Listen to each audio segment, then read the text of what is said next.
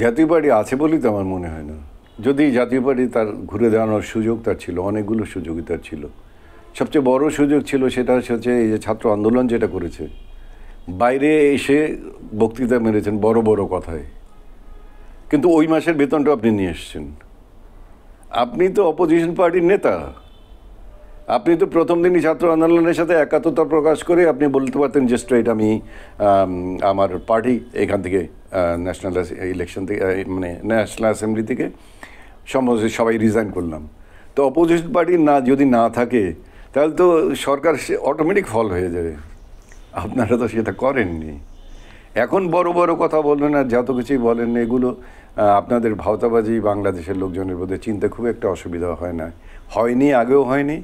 আপনি বড় বড় কথা বলেছেন, তারপরে গিয়ে 22টা সিট নিয়ে চলে এসছেন, সবার কাছ থেকে টাকা নিয়েছেন, 200 লোকের কাছ থেকে টাকা নিয়েছেন, তাদের টাকা ফেরতও দেওয়া হয়নি এবং তাদেরকে ইলেকশনও করতে দেওয়া হয়নি।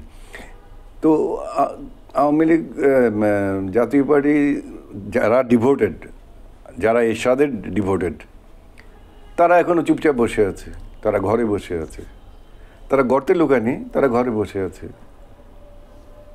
কিন্তু হ্যাঁ, যদি আবার সেরকম কোনো নেতা তারা পায় যারা তাদের সেই আদর্শ উদ্দেশ্য এবং তাদের যে নীতি, এটাকে দেশের মঙ্গলের জন্য, জাতির মঙ্গলের জন্য সব কিছু করার মতো কাউকে পায়, নিশ্চয়ই জাতীয় পার্টি একসময় আবার একত্রিত হবে। একত্রিত হওয়ার পরে না ঘুরে দাঁড়ানোর প্রশ্ন, একত্রিত আগে হতে হবে। তো এখন নাম কাওয়াজতে যারা আছে ওরা তো কয়েকজন শুধুই রুমের মধ্যে বসে বক্তৃতা মারার জন্য আছে।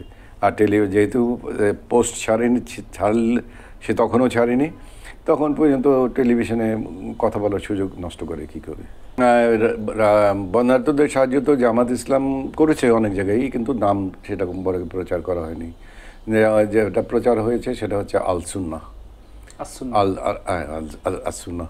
এটা এটা এটা তো মানে যে কোনো মানুষ এটাকে অত্যন্ত সাধুবাদ জানাবে এবং তারা তো কল্পনাতীত ভাবে মানুষের সাহায্য এবং সহযোগিতা। শুধু তাই নয়, গতকালকে বোধহয় ওনাদের যিনি চিফ ছিলেন তিনি বলেছেন যে আপনারা আর টাকা পাঠাবেন না, বিকজ আমরা যে মানে পানি নেমে যাওয়ার পরে খাবার দেয়া 5,000 লোকের খাবার দেওয়ার ব্যবস্থা করব আমরা, খাওয়া মানে পাক করা খাওয়া দেওয়ার ব্যবস্থা করব, এবং তারপরে আমরা বাড়ি তুলে দেবো, সেটা ওখানে 10-15 হাজার লোকের বাড়ি তুলে দেবো। অর্থাৎ আমাদের কাছে এখন পর্যন্ত 100 কোটি টাকার ফান্ড আছে।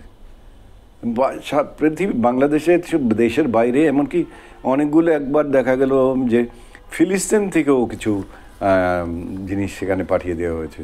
কাজে সেখানে জামাত ইসলাম বা এই আল-সুন্নাহ বা এদেরকে মানুষ হিসাবে আমাদের এই যে যারা বুকের তাজা রক্ত দিয়ে আমাদের মধ্যে যে চেতনার সৃষ্টি করেছে, সেই চেতনাটার মধ্যেই যেন আমরা যেন থাকতে পারি, আমি তো সেটার জন্য বলবো।